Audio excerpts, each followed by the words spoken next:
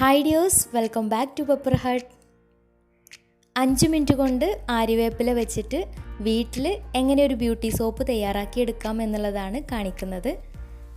അപ്പോൾ ഈ ഒരു സോപ്പിൻ്റെ പ്രത്യേകത കളറ് വെക്കാനും മുഖത്തൊക്കെ കറുത്ത പാടൊക്കെ വന്നിട്ടുണ്ടെങ്കിൽ അതൊക്കെ മാറി കിട്ടാനും പിന്നെ കുരുവൊക്കെ ഉണ്ടെങ്കിൽ മുഖത്ത് കുരുവൊക്കെ ഉണ്ടെങ്കിൽ അതൊക്കെ ഒഴിവാക്കി കിട്ടാനും 100% വിശ്വസിക്കാവുന്ന ഒരു സോപ്പാണ്.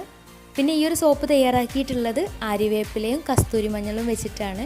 അപ്പോൾ കസ്തൂരി മഞ്ഞൾ ഇല്ലയെന്നുണ്ടെങ്കിൽ ആര്യവേപ്പില മാത്രമായിട്ടോ അല്ലെങ്കിൽ ആര്യവേപ്പിലയും കറ്റാർവാഴയും കൂടെ ചേർത്തിട്ടും ഈ ഒരു സോപ്പ് തയ്യാറാക്കിയെടുക്കാം. പിന്നെ എല്ലാവർക്കും അറിയാം, മുഖത്തുള്ള കറുത്ത പാടൊക്കെ പോവാനും കുരുവൊക്കെ പോവാനും ബെസ്റ്റാണ് ആര്യവേപ്പില. അതുപോലെ തന്നെ സൺ ടാനൊക്കെ മാറി കിട്ടാനും നല്ല കളറ് വെക്കാനും ബെസ്റ്റാണ് കസ്തൂരി മഞ്ഞളും. അപ്പോൾ ഈ ഒരു സോപ്പ് തയ്യാറാക്കാൻ വേണ്ടി ഒരു 6 തണ്ട് ആര്യവേപ്പില എടുത്തിട്ടുണ്ട്. ആര്യവേപ്പില നന്നായിട്ട് കഴുകി അതിൻ്റെ തണ്ടൊക്കെ ഒഴിവാക്കിയിട്ട് ഇല മാത്രമായിട്ട് ഒരു മിക്സിയുടെ ജാറിലേക്ക് ഇട്ട് കൊടുക്കാം.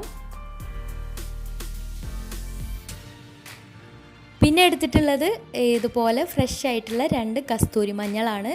അപ്പോൾ കസ്തൂരി മഞ്ഞൾ ഇല്ലയെന്നുണ്ടെങ്കിൽ സാധാരണ നമ്മുടെ നാടൻ മഞ്ഞളായാലും മതി.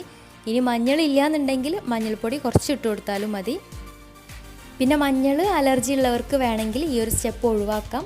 അതിന് പകരം കറ്റാർവാഴ ഉണ്ടെങ്കിൽ അതെടുത്താലും മതി. ഇല്ലയെന്നുണ്ടെങ്കിൽ ആര്യവേപ്പില മാത്രമായാലും മതി കേട്ടോ. മഞ്ഞളും നന്നായിട്ട് കഴുകി തൊലിയൊക്കെ വരണ്ടിയിട്ട് ചെറിയ കഷ്ണങ്ങളാക്കി ഇതിലേക്ക് ഇട്ട് കൊടുക്കാം. എന്നിട്ട് ഇതെല്ലാം കൂടെ മിക്സിയുടെ ജാറിലിട്ട് ചെറുതായിട്ടൊന്ന് ചതച്ചെടുക്കുകയാണ് ചെയ്യുന്നത്. അപ്പോൾ നല്ല പേസ്റ്റ് രൂപത്തിൽ അരച്ചെടുക്കേണ്ട. അങ്ങനെ പേസ്റ്റ് രൂപത്തിലാവുമ്പോൾ നമ്മുടെ സോപ്പ് കറക്റ്റ് സെറ്റായി കിട്ടില്ല. അപ്പോൾ അത് ശ്രദ്ധിക്കുക. അപ്പോൾ മഞ്ഞളും ആര്യവേപ്പിലയും നന്നായിട്ടൊന്ന് ചതച്ചെടുത്തിട്ടുണ്ട്. ഇനി സോപ്പ് തയ്യാറാക്കാൻ വേണ്ട ബേസ് വേണം. അപ്പോൾ അതിനായിട്ട് ഗ്ലിസറിൻ അടങ്ങിയിട്ടുള്ള പിയേഴ്സ് പോലത്തെ ഏതെങ്കിലും ഒരു സോപ്പ് എടുക്കാം. അപ്പോൾ ഞാൻ പിയേഴ്സിൻ്റെ സോപ്പാണ് എടുത്തിട്ടുള്ളത്. അപ്പോൾ സോപ്പ് ചെറിയ കഷ്ണങ്ങളാക്കി ഇതുപോലെ ഒന്ന് കട്ട് ചെയ്തെടുക്കാം.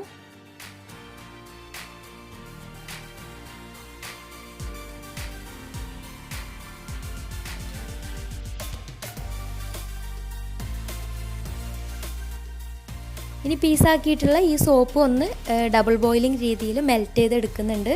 അതിനായിട്ട് ഇതുപോലെ സ്റ്റീലിൻ്റെ ഒരു വലിയ പാത്രത്തിൽ കുറച്ച് വെള്ളം വെച്ചിട്ടുണ്ട്.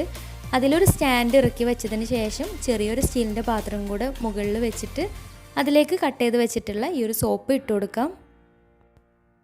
ഇനി ഫ്ലെയിം ഓൺ ചെയ്യാം. അപ്പോൾ വെള്ളം തിളച്ച് വരുമ്പോൾ ആ ഒരു ചൂടിൽ തന്നെ പെട്ടെന്ന് സോപ്പ് ഉരുകി കിട്ടും. കൂടുതൽ സമയമൊന്നും ആവശ്യമില്ല.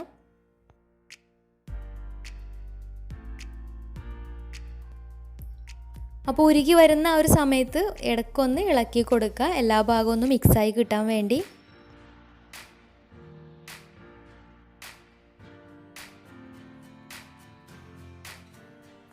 സോപ്പ് നന്നായിട്ട് ഉരുകി കിട്ടിയിട്ടുണ്ട്. ഇനി ഇതിലേക്ക് നേരത്തെ ചതച്ച് വെച്ചിട്ടുണ്ടായിരുന്ന ആര്യവേപ്പിലയും മഞ്ഞളും കൂടെയുള്ള ആ ഒരു മിക്സ് ഇതിലേക്ക് ചേർത്തിട്ട് നന്നായിട്ടൊന്ന് മിക്സ് ചെയ്തെടുക്കാം. അപ്പോൾ ഇത് ചേർക്കുന്ന സമയത്ത് തന്നെ മഞ്ഞളുള്ളത് കാരണം നല്ലൊരു കളറായി കിട്ടും. പിന്നെ നല്ലൊരു സ്മെല്ലാണ് കേട്ടോ ഈ ഒരു സോപ്പിന്. ഇത് ഉണ്ടാക്കുന്ന സമയത്ത് തന്നെ നല്ല സ്മെല്ലാണ്. ഇനി ഫ്ലെയിം ഓഫ് ചെയ്തിട്ട് ഇതുപോലൊരു പ്ലാസ്റ്റിക്കിൻ്റെ പാത്രം എടുത്ത് അതിലേക്ക് ഒഴിച്ചു കൊടുക്കാം. അപ്പോൾ പ്ലാസ്റ്റിക്കിൻ്റെ പാത്രമാണ് ഏറ്റവും നല്ലത്. അതാവുമ്പോൾ പെട്ടെന്ന് തന്നെ സോപ്പ് വിട്ട് കിട്ടുകയും ചെയ്യും. ഞാനിത് 2 പാത്രത്തിലായിട്ടാണ് ഒഴിച്ചു കൊടുത്തിട്ടുണ്ടായിരുന്നത്.